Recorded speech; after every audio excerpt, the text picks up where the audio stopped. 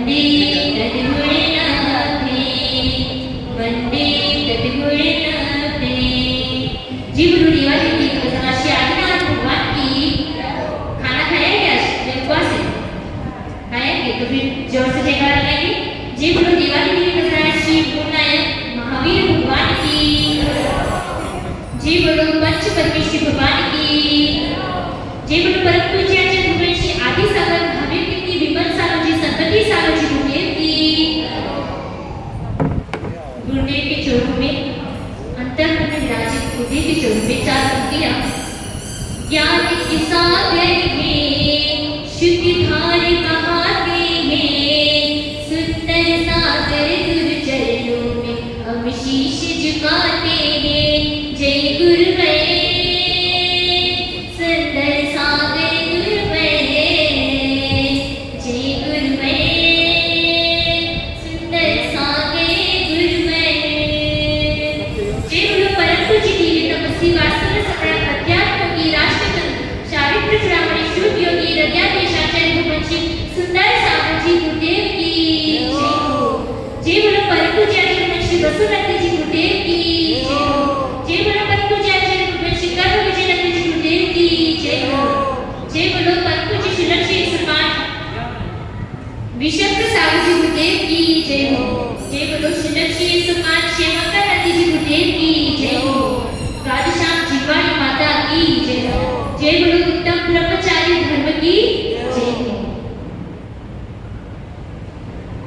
प्यारे प्यारे भव्य आत्मा, भव्य आत्मा क्यों भावना है? जिसको अगर स्वाध्याय, जिनको उपदेश सुनने की अगर तलब होती हो तो वो क्या है? भव्य प्राणी है। इसलिए हे भव्य आत्मा, आज कौन सा दिन है? पर्युषण पर्व का अंतिम यानी उत्तम ब्रह्मचार्य धर्म का दिन। ब्रह्मचार्य क्या होता है? ब्रह्मचार्य, ब्रह्मचार्य का अर्थ है ब्रह्म यानी अपनी आत्मा में, चर्या यानी भ्रमण करना। अर्थात जो व्यक्ति अपनी आत्मा में भ्रमण करता है, अपनी आत्मा के समीप रहता है और अपनी आत्मा का चिंतन करता है, वो ब्रह्मचार्य धर्म को अपना सकता है। यानी इसके अंदर ब्रह्मचार्य धर्म अवतरित हो चुका है। ब्रह्मचार्य का मतलब शील से ले सकते हैं।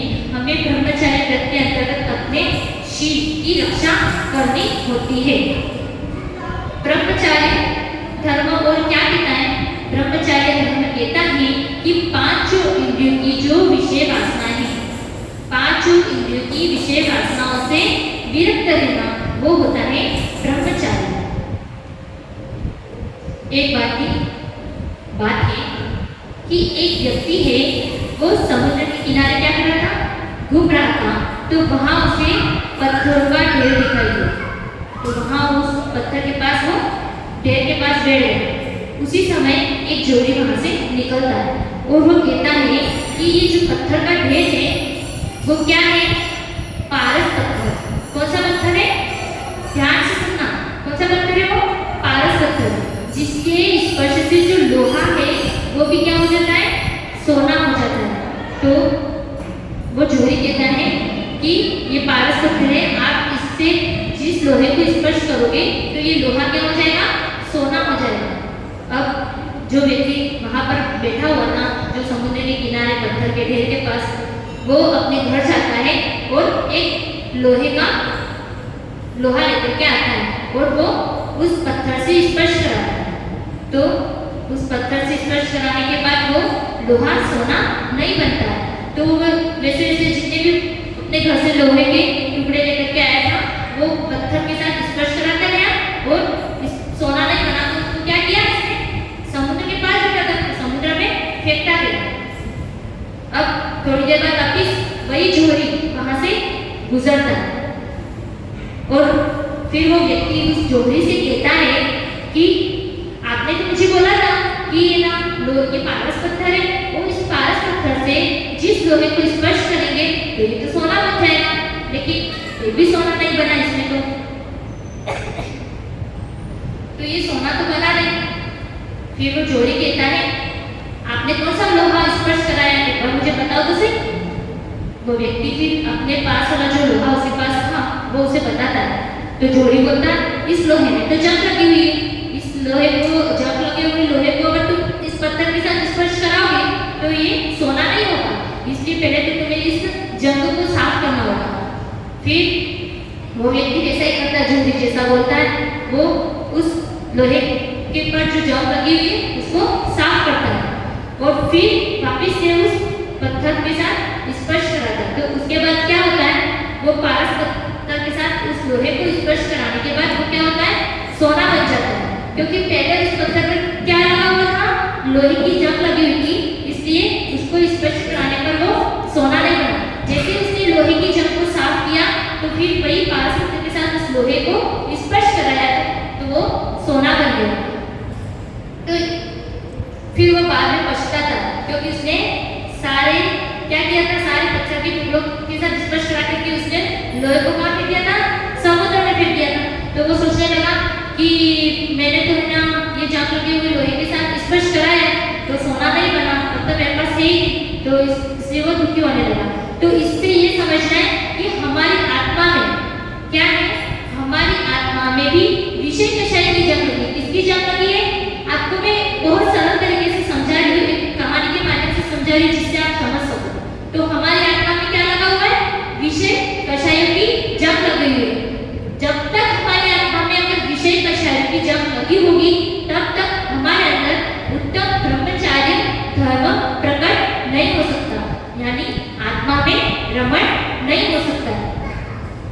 इन विषय कषायों की जंग को तो हमें दूर करना ही पड़ेगा, तभी हम अपनी आत्मा में लीन हो सकेंगे और तभी हमारे अंदर ब्रह्मचर्य धर्म आ सकेगा।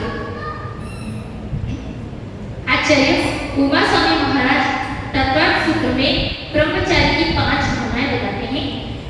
स्त्री राग तथा श्रवण तन मनोहरांग निरीक्षण पूर्व वृतानु विस्मरण विशिष्ट रस स्वशरीर संस्कार त्यागा पंचम।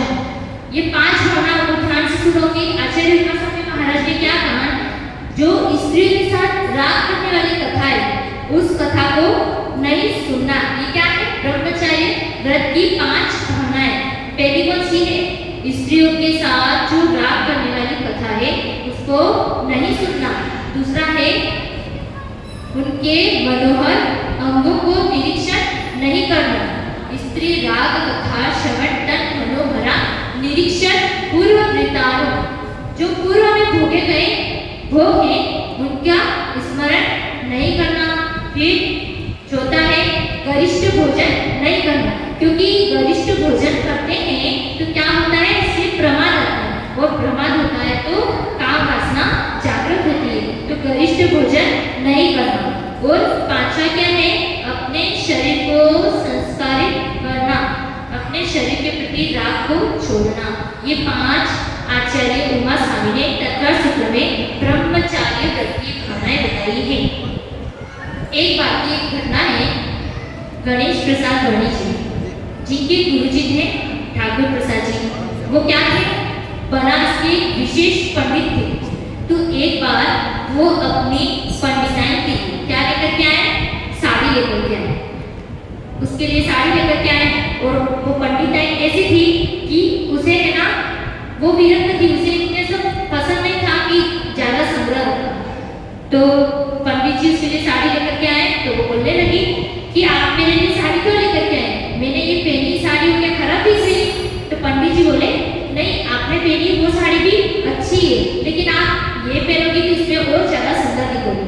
तो वो पंडिताइन कहती कि मुझे किसको बताना है, मुझे मैंने तो अब आपको तो मैं अच्छी लगती हूँ तो मुझे किसी दुनिया को थोड़ी ले जाना, तो मैं कहना ये साड़ी मुझे नहीं चाहिए। तो फिर वो उस साड़ी को किसको दे देती है, अपनी नौकरानी को दे देती है और कहती है कि मैं नौकरानी ये साड़ी सेठ जी जहाँ पंडित जी जहाँ से लेकर के आए उसको वहाँ पर वापिस दे देना और उससे जो पैसे मिलेंगे वो तो अपने पास रख देना। फिर पंडित जी तो उदास हो जाते हैं और वो कुर्सी पर बैठ जाते। अब क्या होता है, फिर वो पंडित जी के पास जाती है और बोलती है कि अब तो हमारे 2 बच्चे हो चुके हैं, तो अब हमें आगे बच्चों की जरूरत नहीं है, तो इसलिए हम क्या करते हैं, ब्रह्मचार्य व्रत ले लेते हैं। फिर पंडित जी तो उदास हो गए, फिर पंडिताइन आई और वो कुछ बोली नहीं और पंडित जी की गोद में जाकर के बैठ गई और बोलने लगी, पिताजी अब तो मैंने ब्रह्मचर्य, जो पंडित की पंडिताइन थी वो क्या बोलने लगी उनकी गोद में बैठ कर के, पिताजी मैंने तो ब्रह्मचारी व्रत ले लिया, आप भी ब्रह्मचारी व्रत ले लो, ऐसा बोलने लगे। तो पंडित जी तो अवाक रह गए, आश्चर्यचकित हो गए। पंडित जी ने कहा कि मैं इतने सारे शास्त्रों को पढ़ करके जो ज्ञान अर्जन नहीं कर पाया वो तुमने तो मेरी आंखें खोल दी और आज जो काम मुझे करना चाहिए था वो तुमने कर दिया। तो ये होता है ब्रह्मचर्य धर्म की महिमा, ब्रह्मचर्य व्रत की महिमा। व्यक्ति को अपने ब्रह्मचर्य को 9 बारों से सुरक्षा करनी चाहिए। कोई भी ब्रह्मचारी है तो उसको 9 बारों से सुरक्षा करनी चाहिए। स्त्री के आसन पर नहीं बैठना चाहिए, स्त्री की शैया पर नहीं बैठना चाहिए, स्त्रियों से रागजनक वार्तालाप नहीं करना चाहिए, स्त्रियों से रागजनक वार्तालाप नहीं करना चाहिए, भोगों की इच्छा नहीं करनी चाहिए। तो इस प्रकार के 9 बार होते हैं, उससे व्यक्ति को अपने ब्रह्मचर्य धर्म की रक्षा करनी चाहिए उन 9 बारों से। एक गाय की घटना है। मुरेना नाम की एक गाय थी, उसने जब वो गर्भवती हुई तो उसने 2 बच्चों को एक साथ जन्म दिया। फिर उसके बाद उसने उस गाय ने क्या किया, ब्रह्मचारी व्रत ले लिया। तो प्रसव के पश्चात उसको काम इच्छा उत्पन्न नहीं हुई, लेकिन जो गाय जिस मालिक के पास रहती थी तो उन्होंने उसे गर्भवती कराने का बहुत प्रयास किया, लेकिन गाय के अंदर काम इच्छा खत्म हो चुकी थी क्योंकि उसने ब्रह्मचर्य व्रत ले लिया था। अब वो है ना गाय उस मालिक की लड़की थी, उसके सपने में आकर के बोलती है कि मुझे अगर ज्यादा तंग किया, क्योंकि मैंने तो अभी ब्रह्मचर्य व्रत ले लिया, अगर मुझे ज्यादा तंग किया तो मैं कुएं में कूद करके अपनी जान दे दूंगी। ऐसा उसने मालिक के स्वप्न में, मालिक की लड़की के स्वप्न में आकर के उस गाय ने कहा। तो उस मालिक की लड़की ने सुबह अपने घर वालों से कहा कि मुझे गाय सपने में आई थी और उसने मेरे को ऐसा बोला है कि मैंने तो ब्रह्मचर्य व्रत ले लिया है, तो अगर मुझे तंग किया तो मैं कुएं में कूद करके जान दे दूंगी। लेकिन घर वालों ने, उसके जो लड़की के पिताजी थे, उसने उसकी बात की ओर ध्यान नहीं दिया और कुछ सोचा समझा नहीं और प्रयास उस गाय को गर्भवती कराने के लिए प्रयास जारी रखा। आखिर क्या हुआ, फिर वो गाय ने कुएं में कूद करके जान दे दी, कुएं में कूद करके जान दे दी। तो देखो एक तिर्यक्ष प्राणी भी जब तिर्यक्ष जीव भी नियम लेते हैं तो उस नियम का दृढ़ता से पालन करते हैं। ये है ब्रह्मचर्य धर्म की महिमा। हमारा शरीर कैसा है, कैसा है, अपवित्र है, इसमें प्रतिपल मलदार बहते रहते हैं, फिर भी हम क्या करते हैं, इस शरीर से क्या करते हैं, राग करते हैं और इसी शरीर के लालन पालन में हम लगे रहते हैं। हमको पता तो सब कुछ है कि इस संसार में कोई हमारा नहीं है, ना हम किसी के साथ जाने वाले, नहीं हमारे साथ कोई आने वाला है, हम अकेले जाने वाले और अकेले आए, फिर भी हम उस सत्य को स्वीकार नहीं कर पाते हैं। भजन की काय आती है कि कर तू आत्म ध्यान ज्ञानी, कर तू आत्म ध्यान, निज चेतन भगवान ज्ञानी, निज चेतन भगवान, कर तू आत्म ध्यान ज्ञानी, कर तू आत्म ज्ञान।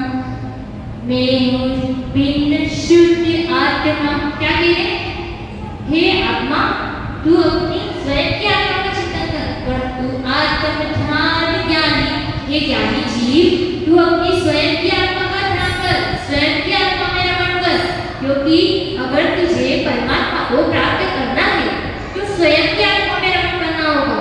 बाहर पर पदार्थों में कुछ भी नहीं रखा, बाहर पर पदार्थों में कुछ भी नहीं रखा, तो तू उस ओर दृष्टिपात न करते हुए अपने स्वयं की ओर गमन कर, स्वयं की ओर ध्यान दे।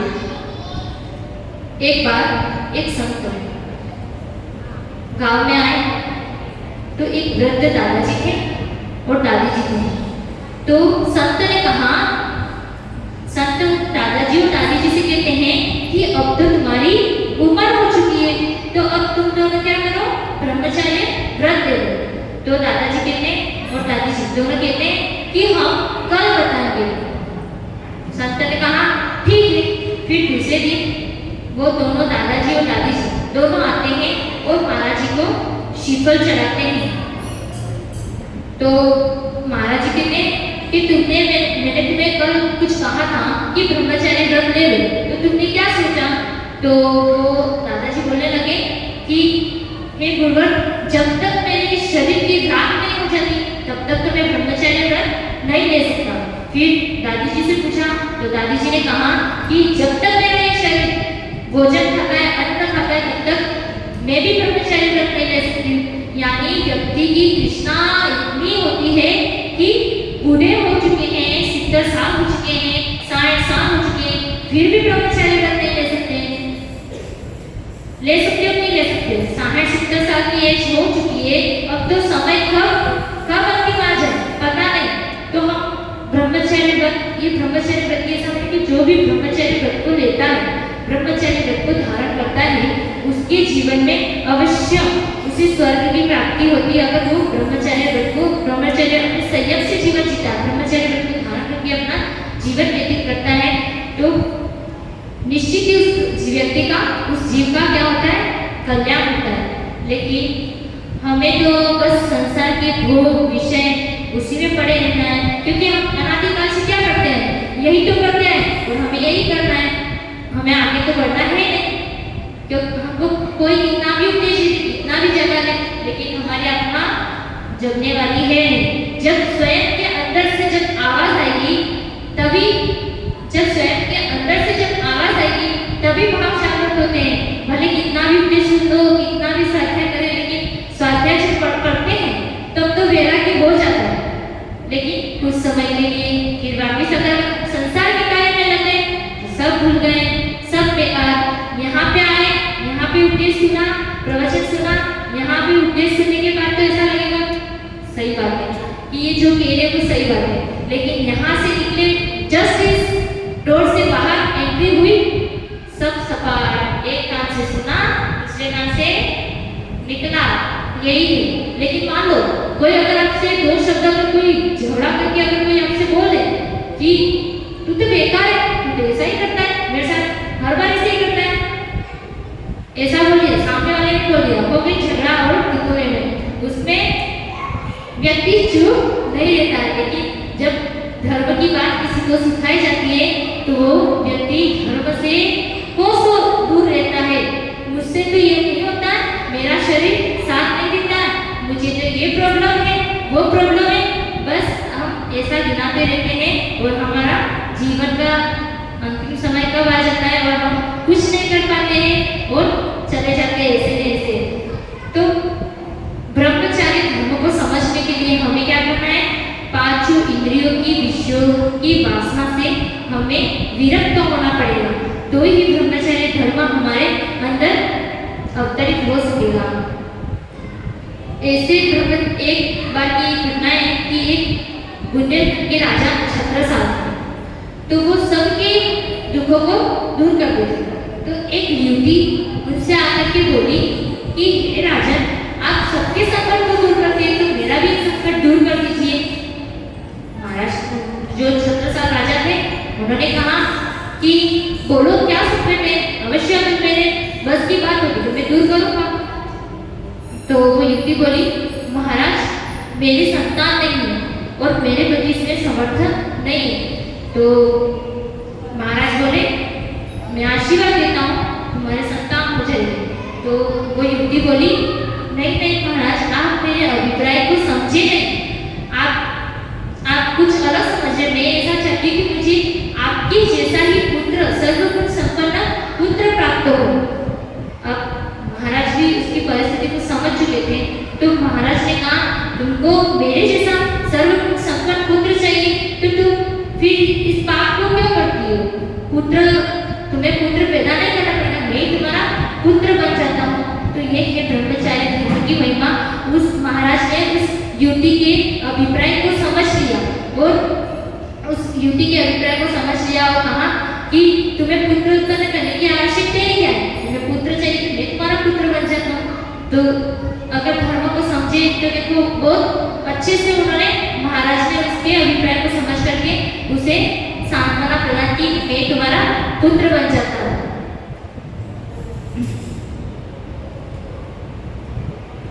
ब्रह्मचारी धर्म के लिए स्वर्ग में जो देव होते हैं, स्वधर्म ईशान स्वर्ग के देव, वो भी क्या करते हैं, अपने शरीर से क्या करते हैं, काय से प्रविचार करते हैं, यानी काय शरीर से काम सेवन करते हैं।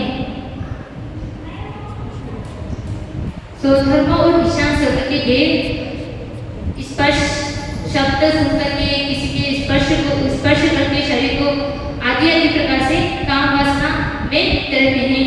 वैष्णव संप्रदाय में एक बात आती है, ऐसा कहा जाता है कि राम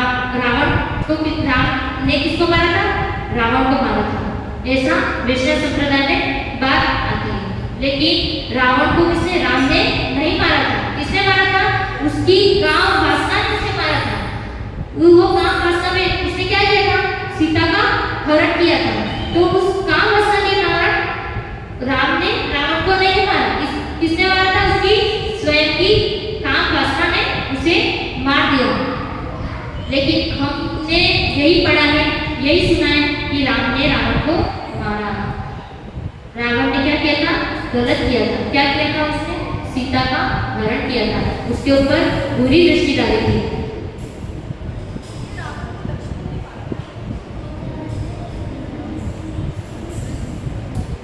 तो मैं क्या कहने की, एक व्यक्ति जब उसकी शादी हो जाती है, एक व्यक्ति जब उसकी शादी हो जाती है तो उसको उसकी शादी के पश्चात अपनी स्त्री के अलावा किसी दूसरी स्त्री पर आंख उठा करके भी नहीं देखना चाहिए। उसे क्या समझना चाहिए, दूसरी स्त्री को अपनी बहन या माता की दृष्टि से देखना चाहिए। तो अगर व्यक्ति इतना भी कर लेता है तो उसका ये कौन सा व्रत कहलाता है, स्वदान संतोष नाम का व्रत कहलाता है, जिसमें वो अपनी स्वयं की पत्नी से संतुष्ट है और किसी दूसरी स्त्री पर वो बुरी नजर नहीं डालता है। तो ये भी व्रत उसके लिए ब्रह्मचर्य धर्म में क्या होगा, ब्रह्मचर्य धर्म के लिए सही साबित होगा। बस ब्रह्मचर्य धर्म को समझने के लिए यही है कि अपनी आत्मा में रमण करो, अपनी आत्मा का चिंतन करो, अपने शिव की रक्षा करो और उत्तम ब्रह्मचर्य धर्म सभी के जीवन में आए। सभी अपने जीवन का ब्रह्मचर्य धर्म 10 धर्मों का पालन करते हुए अपने जीवन में रत्नत्रय को धारण करें, संयम को धारण करें और संयम को धारण करते हुए उत्कृष्ट गति को प्राप्त करें। जीवन में दीक्षा को धारण करके अपने जीवन का कल्याण करें। यही मंगल भावना है। ओम नमः सिद्धेभ्य। जय बोलो परम पूज्य दिव्य तपस्वी आचार्य महर्षि सुंदर सागर जी गुरुदेव की जय। द्वादशाम जीवाणी माता की स्तुति करने के लिए सभी खड़े हो जाएं।